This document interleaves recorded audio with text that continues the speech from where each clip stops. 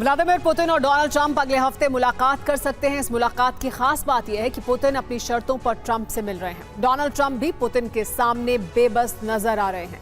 Putin इस वक्त दुनिया में सबसे ताकतवर नेता बनते जा रहे हैं, जो एक इशारे पर ट्रंप को झुकाने की काबिलियत रखते हैं। क्या एक बार फिर पुतिन ट्रंप को हराने का प्लान बना चुके हैं? जानते हैं स्पेशल शो न्यूज मेकर में।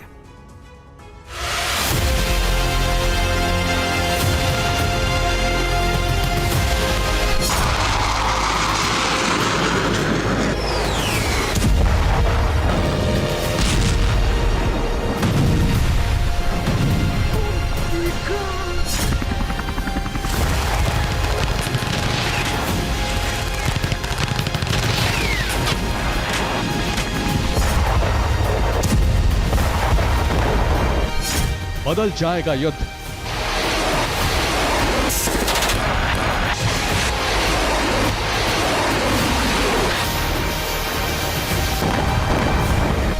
ट्रंप पर भारी पुतिन।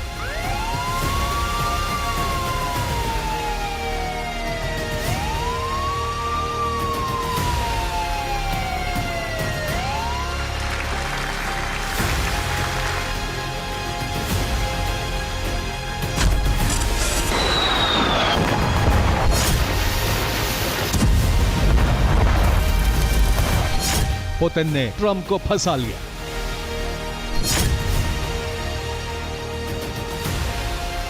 साढ़े 3 साल से ज्यादा वक्त से चल रहे इस युद्ध में क्या कोई बड़ा बदलाव आने वाला है?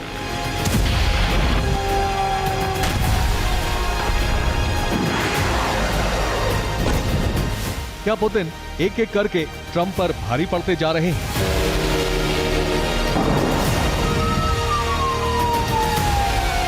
और क्या यूक्रेन से जंग में पुतिन ने अमेरिका और यूरोप को अकेले ही घेर लिया है?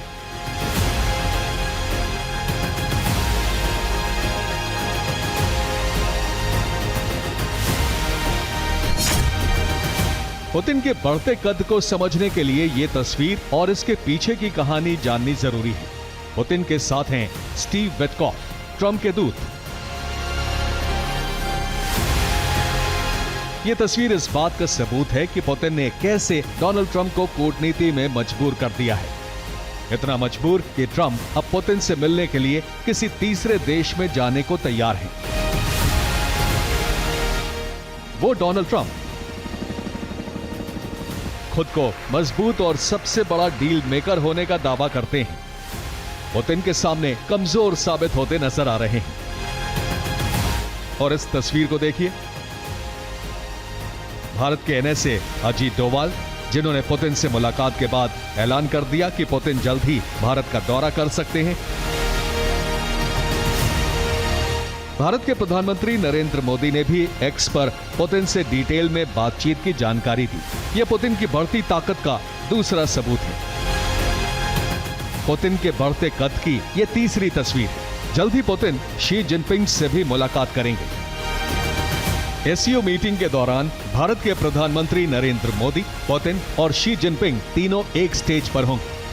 डोनाल्ड ट्रंप जिस रूसी कच्चे तेल को लेकर भारत और चीन पर आरोप लगा रहे हैं, उसके दो सबसे बड़े खरीदार यानी भारत और चीन रूस के ही तस्वीर में नजर आ सकते हैं।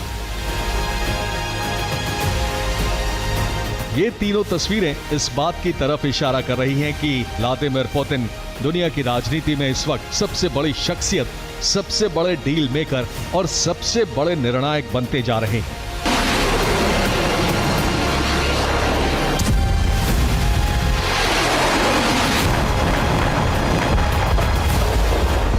डोनाल्ड ट्रंप जो है वो जिस तरह से टैरिफ के बारे में जो उन्होंने एक तरह से एक युद्ध छेड़ दिया है, तो वो पूरे जियोपॉलिटिकल जो बैलेंस है उसको उन्होंने डिस्टर्ब कर दिया है। और वो कहते भी थे कि पुतिन मेरा बहुत बड़ा दोस्त है, पर अभी लगता है कि पुतिन ने जो रवैया अपनाया है उससे ट्रंप को मतलब झुकने का अब और कोई उपाय नहीं है। ट्रंप के जो रवैया है उससे पुतिन तो मजबूत हो गए। पुतिन डोनाल्ड ट्रंप के नखरे उठाने के मूड में नजर नहीं आ रहे हैं। हम जहां एक तरफ मशीन गन की तरफ बयान देते नजर आते हैं, व्लादिमीर पुतिन ने खामोश रहकर डोनाल्ड ट्रंप के बड़बोलेपन को ही ट्रंप की कमजोरी बना लिया। जैसे पुतिन कह रहे हो कि रूस के राष्ट्रपति का काम डोनाल्ड ट्रंप को खुश करना नहीं है। असल में ट्रंप खुद ही धीरे धीरे पुतिन के जाल में फंस गए हैं।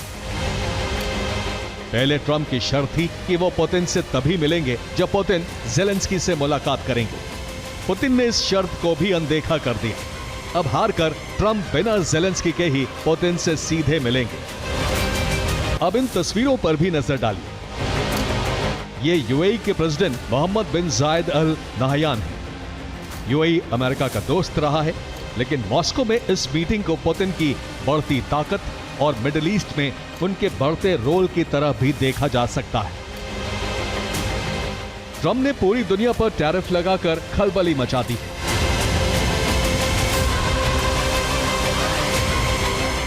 तो मॉस्को में पुतिन से मिलने अमेरिका, यूएई और भारत के प्रतिनिधि ही नहीं, बल्कि मलेशिया के सुल्तान इब्राहिम इस्कंदर भी पहुंचे। जहां एक तरफ ट्रंप मुल्कों को धमकाने की कोशिश कर रहे हैं, पुतिन बाहें खोलकर उनसे मुलाकात कर रहे हैं और धीरे धीरे ही सही, लेकिन ट्रंप को अकेला करते नजर आ रहे हैं। असर तो अमेरिका पे भी होगा। ये जो सब हो रहा है, ऑलरेडी जो फिगर्स निकल रहे हैं स्टैटिस्टिक्स अमेरिका से कि उनकी इकोनॉमी स्लो हो गई है, वहाँ पे दाम बढ़े हैं और लोग थोड़े से परेशान भी हो रहे हैं धीरे धीरे कि इस तरह से चलेगा तो हमारे यहाँ तो दाम बढ़ेगा, इन्फ्लेशन बढ़ेगा, तो हम लोग कैसे, मतलब हमको तो इम्पैक्ट होगा ना, नॉर्मल जो आम आदमी है तो उन पे इम्पैक्ट होगा। तो ये कुछ शॉर्ट टर्म में शायद उतना फ़र्क ना पड़े, बट लॉन्ग टर्म में तो अमेरिका को फ़र्क पड़ेगा। व्लादिमीर पुतिन ने धीरे धीरे ही सही यूरोप और अमेरिका को दूर कर दिया है। ट्रंप जो ये दावा करते थे कि वो 24 घंटे में रूस यूक्रेन युद्ध रुकवा देंगे, अब निराश हो चुके हैं।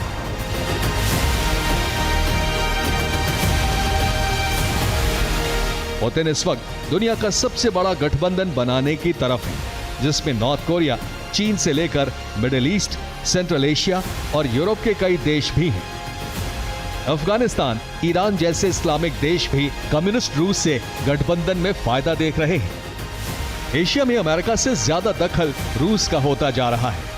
पुतिन की ट्रंप से सीधी मुलाकात अमेरिका के साथी मुल्कों के कान खड़े कर देगी, क्योंकि ये मुल्क अमेरिका की वजह से ही कई मुद्दों पर रूस से टकराते नजर आए हैं।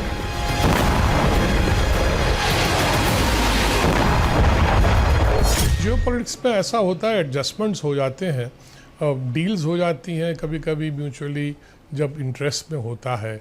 तो खोने का मतलब ये नहीं कि पूरे रिश्ते ही टूट जाएंगे, ये ऐसा नहीं होता है। कुछ ना कुछ तो चलता रहता है, आपस में बातचीत होती रहती है। जैसे कनाडा को देख लीजिए, वो इतने करीब थे यूएसए के, अब वो भी मुकर गए हैं। वो कहते हैं कि ठीक है, हम ईयू से ज़्यादा ट्रेड करेंगे। वहाँ पे उन्होंने कई टैरिफ बैरियर्स कनाडा ने खुद लगा दिए हैं, टैरिफ्स, तो उसमें भी दिक्कत हो रही है यूएसए को। तो इस तरह का रवैया ज़्यादा दिन चल नहीं सकता। एक तरफ ट्रंप के फैसलों की वजह से पूरी दुनिया में कंफ्यूजन है, तो वहीं पुतिन एक नया वर्ल्ड ऑर्डर बनाने की तरफ बढ़ रहे हैं। और इस वर्ल्ड ऑर्डर में दो नाम ऐसे हैं जो दुनिया में सबसे अहम संगठन है। ब्रिक्स यानी ब्राजील, रूस, इंडिया, चीन और साउथ अफ्रीका, और दूसरा एससीओ यानी शंघाई कोऑपरेशन ऑर्गेनाइजेशन। खास बात यह है कि इन दोनों में ही रूस, चीन और भारत तीनों बड़ी आर्थिक शक्तियां हैं। खास तौर पर ब्रिक्स, जिससे ट्रंप पहले भी काफी नाराज रह चुके हैं। ब्रिक्स में भी ट्रंप को सबसे ज्यादा खतरा रिक यानी रूस, इंडिया और चीन के मजबूत होने से लग रहा है। इसी ब्रिक्स में शामिल ब्राजील और भारत पर ट्रंप ने सबसे ज्यादा टैरिफ लगाए हैं, और ब्राजील के राष्ट्रपति लूला डी सिल्वा ने तो ट्रंप के खिलाफ एक तरह से बगावत का ऐलान कर दिया है। उनकी बातों से लगता है कि ब्रिक्स को मैं ऊपर में टैक्स डाल दूंगा। उनको फिक्र ये है कि ब्रिक्स आपस में जुड़ जाएं, क्योंकि ब्रिक्स काफ़ी पॉपुलर हो रहा है। 40 से ज़्यादा कंट्रीज़ हो जाएंगे अगर सब ज्वाइन कर जाएं। तो मुझे लगता है वो एक अलग सा एक गुट बन जाएगा, जिसमें वो अगर अपना ट्रेड जो है डॉलर में नहीं करके अपनी करेंसीज में करें, तो उसमें डॉलर को खतरा हो जाता है, और डॉलर एक इंटरनेशनल करेंसी है, तो इसलिए ट्रंप को वो फिक्र है। इस तेजी से बदलती दुनिया में सबसे ज्यादा धक्का डोनाल्ड ट्रंप की साख को लगा है। दुनिया में लगातार बदलाव होते रहते हैं, लेकिन इस बार अमेरिका के लिए बदलाव कुछ ज़्यादा ही तेज़ी से हो रहे हैं। जबकि दूसरी तरफ पुतिन शांति से ही, खामोशी से ही सही, लेकिन रूस का दबदबा बढ़ा रहे हैं। एक तरफ ट्रंप अपने बर्ताव से अपने पुराने दोस्तों तक को परेशान कर रहे हैं, तो पुतिन पहले पुराने दोस्त और नए दोस्तों की तलाश में भी अपने कदम आगे बढ़ा रहे हैं।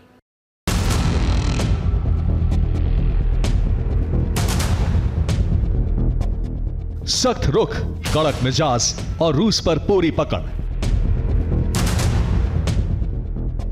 व्लादिमीर पुतिन जिस अंदाज में यूरोप और अमेरिका जैसी महाशक्तियों से टकराए, वो एक वक्त पर असंभव दिख रहा था। लेकिन आज चाहे इजराइल ईरान युद्ध हो,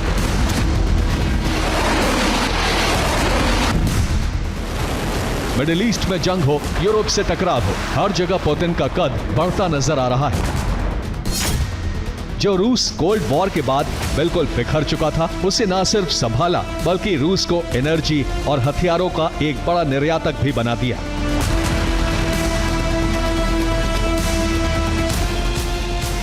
रूस के S-400, S-500 जैसे एयर डिफेंस की ताकत तो पूरी दुनिया ने ऑपरेशन सिंदूर में ही देख ली।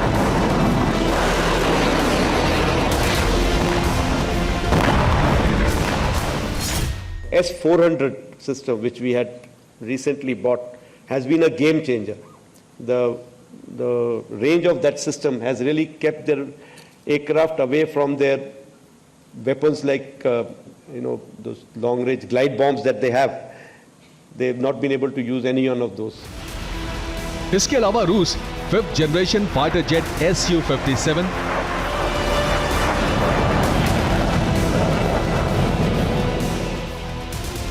Avangard hypersonic glide vehicle,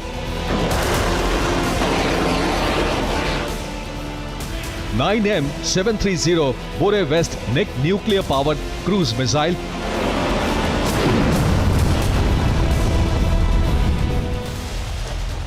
M22 Zircon scramjet powered anti-ship hypersonic cruise missile, KH-47 M2 Kinzhal hypersonic air launched ballistic missile,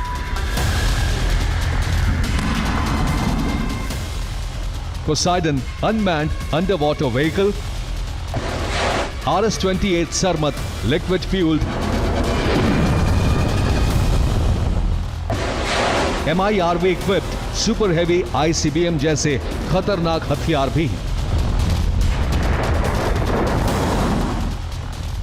सिर्फ हथियारों के दम पर ही नहीं, पुतिन ने अमेरिका के खिलाफ खड़े देशों और रूस के आसपास के देशों को खुद से दूर नहीं जाने दिया है।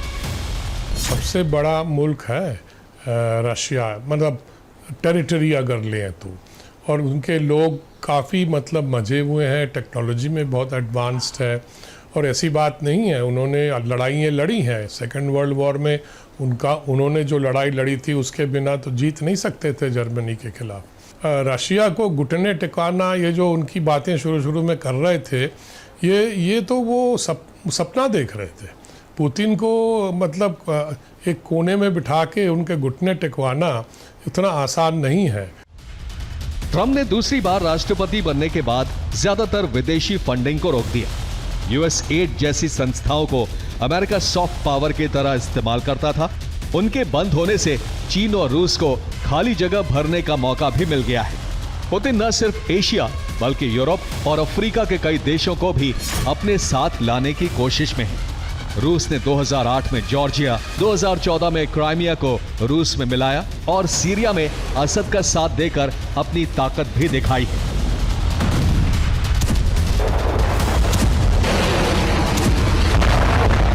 व्लादिमीर पुतिन का दबदबा न सिर्फ रूस बल्कि सोवियत रूस के कई देशों में अब भी बना हुआ है। वो रूस की भाषा और रूसी संस्कृति जैसी सॉफ्ट पावर और हथियार और स्ट्रैटेजी जैसी हार्ड पावर दोनों का इस्तेमाल करना बखूबी जानते हैं।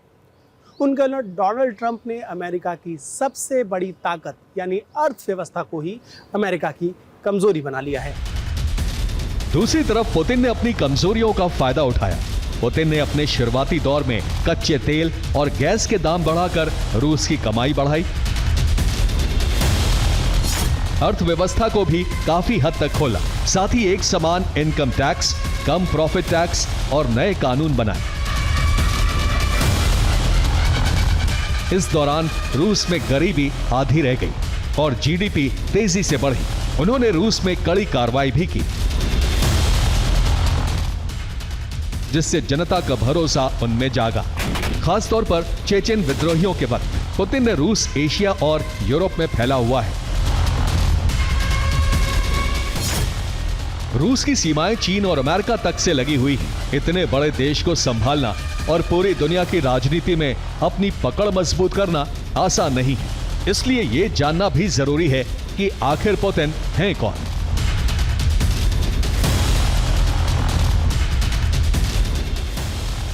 कहानी शुरू होती है सेंट पीटर्सबर्ग से, पुतिन का शहर, जहां 7 अक्टूबर 1952 को जन्मे पुतिन की दिलचस्पी सिनेमा में हुआ करती थी, खास तौर से फौजियों से जुड़ी फिल्मों में।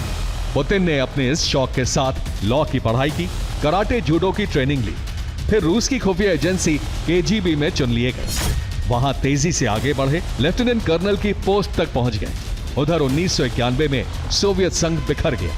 उस वक्त रूस में निराशा फैलने लगी। इन्हीं हालात में पुतिन ने नौकरी से रिजाइन कर दिया और राजनीति में आ गए। एक तो उनकी जो एक्सपीरियंस है और उनकी जो बैकग्राउंड है, उसके मुकाबले का बहुत कम लोग हैं दुनिया में, क्योंकि डेमोक्रेसीज में तो बदल जाते हैं लोग, पर कभी कभी रहते हैं, जैसे कई डेमोक्रेसीज में दोबारा आ जाते हैं प्रधानमंत्री, जैसे हमारे यहाँ होता है, पर वो एक डेमोक्रेटिक प्रोसेस में है। वहाँ भी वो कहते हैं प्रेसिडेंशियल इलेक्शन में ही वो आते हैं। अब उनके मुकाबले का कोई और लीडर रशिया में है नहीं, और उन्होंने जो देखा है, उनकी जो एक्सपीरियंस है, उसके मुकाबले का भी कोई नहीं है। तो पुतिन तो मुझे लगते हैं बहुत ही मजे हुए खिलाड़ी हैं, बहुत ही इम्पोर्टेंट लीडर हैं हमारी दुनिया के। राजनीतिक उठापटक के दौरान 1994 में रूस के अंदर राष्ट्रीयता की भावना बहुत तेजी से बढ़ रही थी। तब रूस ने अपने दक्षिण में चेचन्या पर हमला कर दिया, जिसे 150 साल तक अपने कब्जे में रखने के बाद 1954 में आजाद कर दिया गया था। 1996 से रूस में पुतिन का कद बढ़ने लगा, क्योंकि वही चेचन्या वाले मामले को बहुत अच्छे से संभाल रहे थे।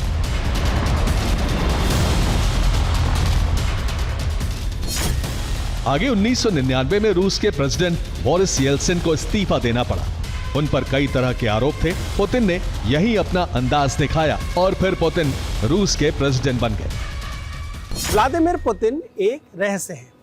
वो धीरे धीरे ही सही, लेकिन टूट चुके सोवियत रूस के देशों को एक साथ लाने में कामयाब होते दिख रहे हैं। उसके उलट डोनाल्ड ट्रंप, जिनका एक्सपोजर बहुत ज़्यादा है, वो अब अमेरिका में ही काफ़ी ज़्यादा बंटवारा करते नजर आ रहे हैं। और इस पूरे खेल में फिलहाल पुतिन भारी नजर आ रहे हैं।